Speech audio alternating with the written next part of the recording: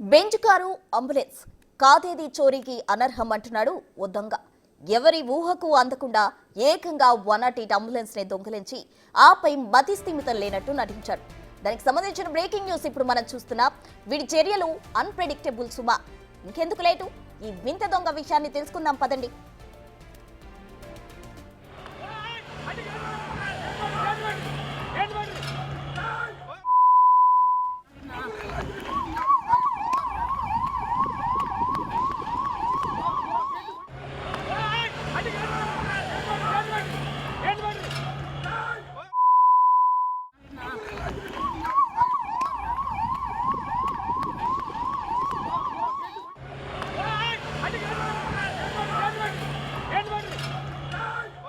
హైదరాబాద్ హయత్ నగర్ లో 108 అంబులెన్స్ వాహనాన్ని చోరీ చేశాడు ఓ దొంగ.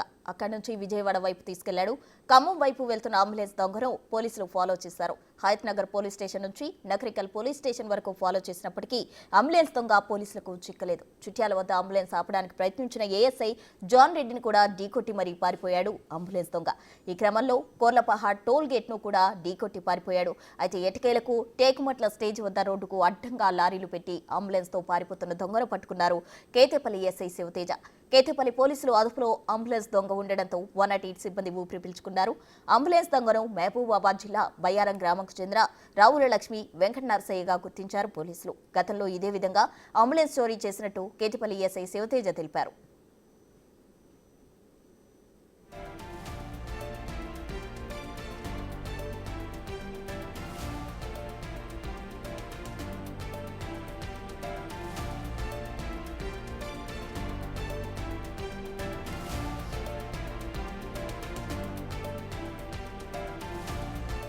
మతి స్థిమితం లేనట్టుగా నటించిన దొంగ అతన్ని ప్రశ్నించిన విలేకరిని మాత్రం తిరిగి ప్రశ్నిస్తున్నాడు. ఏ పేపర్, ఏ టీవీ విలేకరివియా నువ్వెవరో చెప్తేనే సమాధానం చెప్తా అని రుబాబు చేస్తున్నాడు.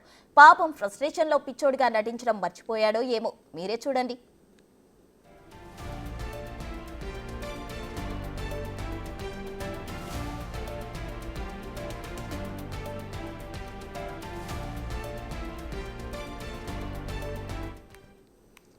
ఏకంగా అంబులెన్స్ ని దొంగిలించిన ఘటన చోటు చేసుకుంది. దీనికి సంబంధించి పూర్తి వివరాలు అందించేందుకు మా ప్రతినిధి పుల్లారావు సిద్ధంగా ఉన్నారు. పుల్లారావు, చెప్పండి. అయితే అంబులెన్స్ అయితే దొంగిలించాడు, కానీ తిరిగి దొరికిపోయినప్పుడు అయితే మతి స్థిమితం లేనట్టు నటించాడు. పక్కాగా దొరికిపోయినట్లు కనిపిస్తోంది. దీనికి సంబంధించి పూర్తి వివరాలు ఏంటి? ప్రస్తుతం ఈరోజు హైదరాబాద్ విజయవాడ జాతీయ రహదారిపై మాత్రం ఒక యాక్షన్ సినిమాను కల్పించే సన్నివేశం మాత్రం చోటు చేసుకుందని చెప్పవచ్చు. ముఖ్యంగా హైదరాబాద్ లో ఉన్నటువంటి అంటే హయత్ నగర్ నుండి ఒక అంబులెన్స్ ని తీసుకొని ఒక పర్సన్ పరారైన పరిస్థితి అవుతుంది. ఎప్పుడైతే అంబులెన్స్ ని తీసుకొని వెళ్తున్నారో అది ఒక విషయాన్ని గమనించినటువంటి అంబులెన్స్ కు సంబంధించిన వ్యక్తులు పోలీసులకు ఇన్ఫర్మేషన్ ఇవ్వగా పోలీసులు వెంటనే ఆ యొక్క దొంగను అతన్ని పట్టుకునే ప్రయత్నం చేశారు. అక్కడ నుండి అంటే హయత్ నగర్ నుండి స్టార్ట్ అయిన పరంపర అనేది చివరికి సూర్యాపేట మండలంలో ఉన్నటువంటి టేకుమట్ల వరకు కూడా కొనసాగింది. అంటే దాదాపు 130 కిలోమీటర్ల వరకు ఈ చేంజింగ్ అనేది కొనసాగింది. అయితే అతను వచ్చిన క్రమంలోనే చిట్యాల వద్ద పోలీసులు అడ్డుకునే ప్రయత్నం చేస్తే అక్కడ ఉన్నటువంటి ఏఎస్ఐని ఢీకొట్టి వెళ్ళిన పరిస్థితి. ఈ సమయంలో ఏఎస్ఐకి తీవ్ర గాయాలు కావడంతో అతన్ని హైదరాబాద్ ఆసుపత్రి తరలించిన పరిస్థితి ఉంది. అదేవిధంగా కోర్లపాడు టోల్ ప్లాజా వద్ద అతన్ని పట్టుకునే ప్రయత్నం అయితే చేశారు.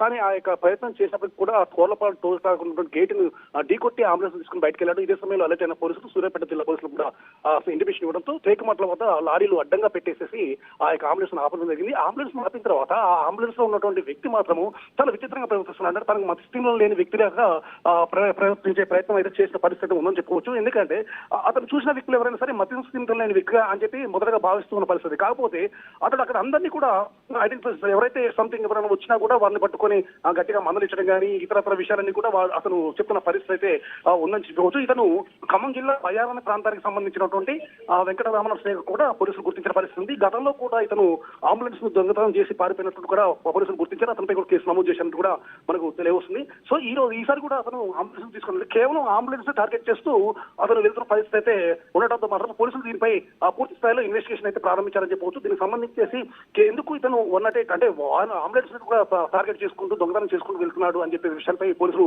శ్రద్ధ పరిస్థితి. అదేవిధంగా అతని కుటుంబ సభ్యులను కూడా పిలిపించేసేసి అతని యొక్క విషయాలు పూర్తి స్థాయిలో తెలుసుకోవాలని చెప్పేసి పోలీసులు మాత్రం ప్రయత్నం చేస్తున్న పరిస్థితి. కాకపోతే ఈ రామనరసయ్య మాత్రం అతను మాత్రం పూర్తి స్థాయిలో మతిస్థిమితం లేని వ్యక్తిగానే బిహేవ్ చేస్తున్నారు. కానీ అతని యొక్క విషయాలు మొత్తం మనం అబ్జర్వ్ చేస్తున్నట్లు మాత్రం అతను కావాలని చెప్పి యాక్ట్ చేస్తున్నాడు అని చెప్పేసి కూడా పోలీసులు వస్తున్నారు. అసలు నిజంగా ఇతను మస్తింపు లేని వ్యక్త లేదా కాదా అతను అంటే ఈ విషయానికి సంబంధించి సంబంధిత డాక్టర్స్ కూడా పిలిపించేసి అతను చెక్ చేస్తే కూడా పూర్తి విషయాలు తెలిసే అవకాశం ఉందని చెప్పేసి కూడా ఆ పోలీసులు భావిస్తున్న పరిస్థితి ఉండడం జరిగింది. సో ఇదే విషయానికి సంబంధించి పూర్తి స్థాయిలో అతన్ని అంటే ఈ రామకృష్ణ అదుపులో తీసుకున్న పోలీసులు మాత్రం ఆ పూర్తి స్థాయిలో ఎంక్వైరీ చేస్తున్నారు. ఎందుకు ఇతను అంబులెన్స్ టార్గెట్ చేస్తూ ఈ విధంగా వెళ్తున్నాడు, ఎందుకంటే అంబులెన్స్ అనేది రోడ్డు మీద వెళ్ళేటప్పుడు ఎవరు కూడా అడ్డుకునే ప్రయత్నం అయితే చేసినటువంటి పరిస్థితి ఉందని చెప్పవచ్చు. సో అంబులెన్స్ ఎందుకంటే దాని వేగంగా దాన్ని ఎవరు అడ్డుకునే ప్రయత్నం చేయరు, ఎక్కడ కూడా టోల్ ప్లాజా దగ్గర కూడా ఆపే పరిస్థితి లేదు.